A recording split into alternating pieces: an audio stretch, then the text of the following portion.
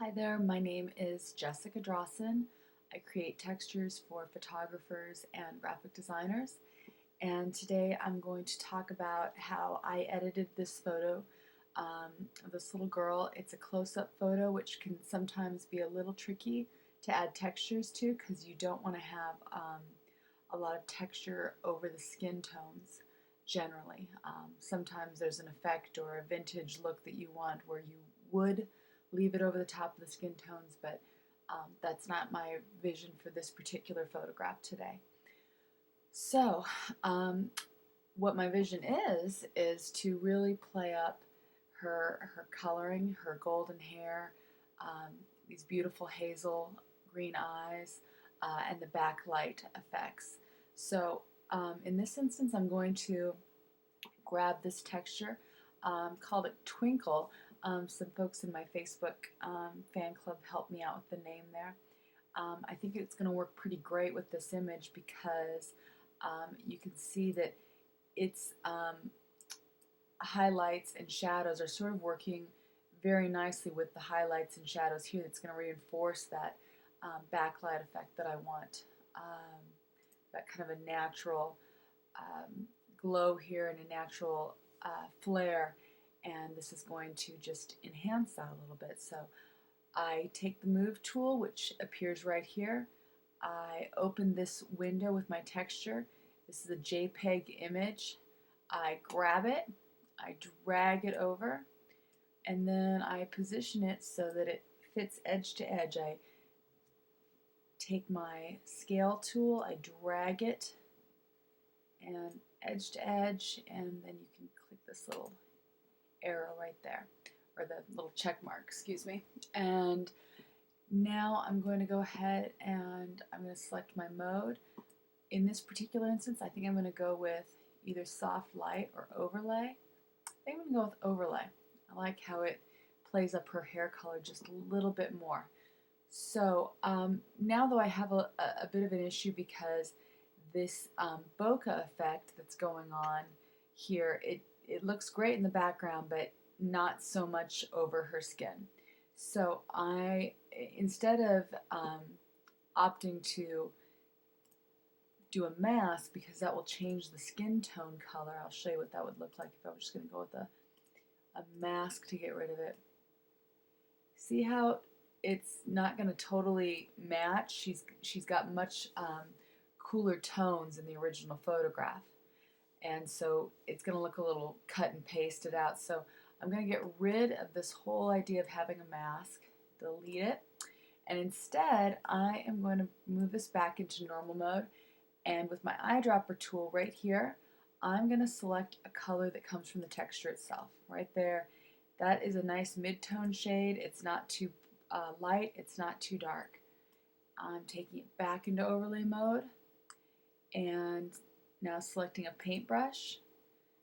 I don't quite want it at 100%. Let's put it at 50%.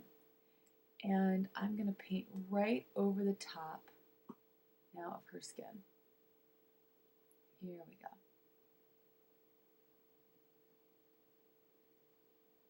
And I'm going to leave her hair with a little bit more of the texture on it.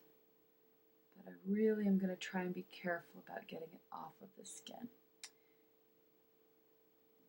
There we go. And now what I like to do is go in with a very light opacity, and I just kind of soften up the edges so that there's no hard breaks between where the texture is and where it's not. And then I'll show you what this looks like if you were to see it, because I think some people get confused on what it means to paint over the texture. See how I've actually sort of eliminated the texture itself, but I've kept the color. And I'm just double checking to make sure that I didn't leave any gaps right now, going over those areas that I think might be a little too contrasty with the detail, getting rid of it. Alright, I'm satisfied. I'm going back to the original mode, and I like it. I do have a concern though that it feels a little too yellow gold, and I want to add some contrast here. So The best way to add contrast is to go with something that's a complementary color. So on the old color wheel that we had in elementary school, the complementary color of orange is blue. So I'm going to go with this texture, which is called Harbinger. I'm selecting it. I'm dragging it over again with my move tool. I am positioning it. I am scaling it, making sure that it's edge to edge. I double clicked it. I also could have used that check command to say that I was comfortable with how it was laying on the page. Now you can see I just went ahead and put this in soft light because I'm assuming, because we're using two textures here, I'm assuming that overlay is going to be a bit much, and yes, it is. So generally when I use two modes, I don't have them both in overlay, although sometimes I do. I usually either go a screen, that's what screen looks like, or a soft light. And in this instance, I'm going to use soft light. Again, I have this issue of the texture needs to get off of her face, in my opinion. So I'm going back in normal mode. I'm once again selecting my my little dropper. I'm going to grab a color that is a mid-range color, not dark, not a highlight, and I'm going back into the mode that I had selected, and again I am going to up my opacity about, I guess, 60% here. I'm going to go right over her skin tones, and you can see that that texture now is going away.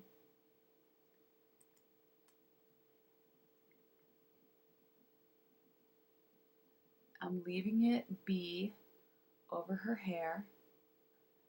I'm going to lessen it a little bit, again, just kind of blend it.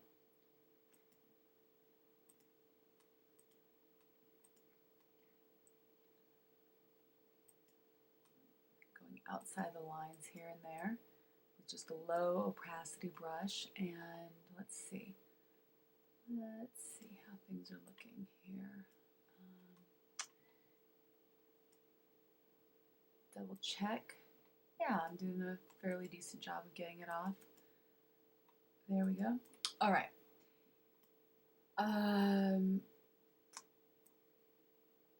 Now, looking at the image, I think I'm pretty close. I just want to do a little fine tuning. So I think what I'm going to do here is I look at the skin tones. I'm going to take a little bit out here, just over her face. Again, I like the idea of adding a little contrast. If she's a little less golden in her skin tones, there's room for me to add contrast by having her fully golden, if you will, in the eyes and in the hair. So taking just, tiny bit out, less than, right around 20% out of these skin tones. Bring back a little bit more pink, a little less of the yellow, but still considerably warmer than the original photograph was. Okay, so I like how that's looking. Now I want to add a little more pop to her eyes.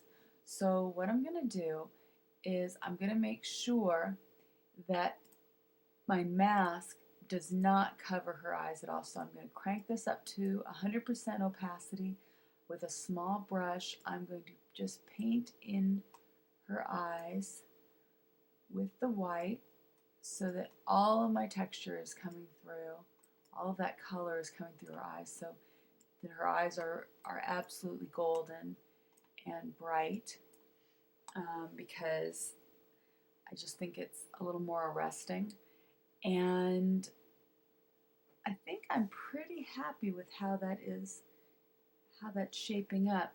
One little trick that you might want to try is going into the texture itself. So I'm no longer in the mask, I'm on the texture, And instead of going with the texture color, I'm going to select white. I'm going to make my brush just a little bit bigger. I'm going to lower my opacity to, let's say, 8%. And I'm just going to, with that white color, I'm going to paint directly on the texture itself, right over those little catch lights. And that will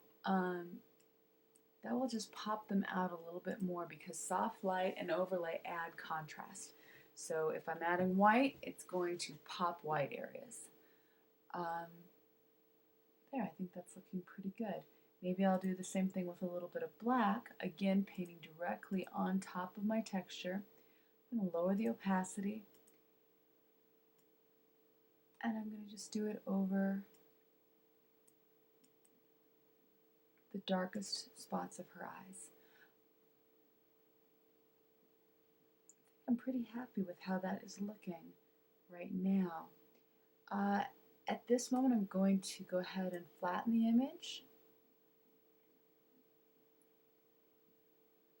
I'm going to duplicate it. I'm going to fine tune a little bit with some dodging.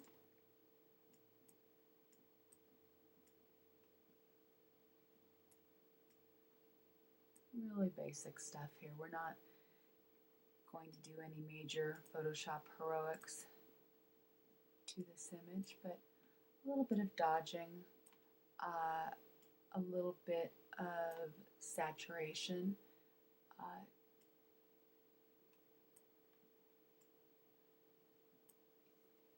and I think we're there. I'm pretty happy with the way this is looking.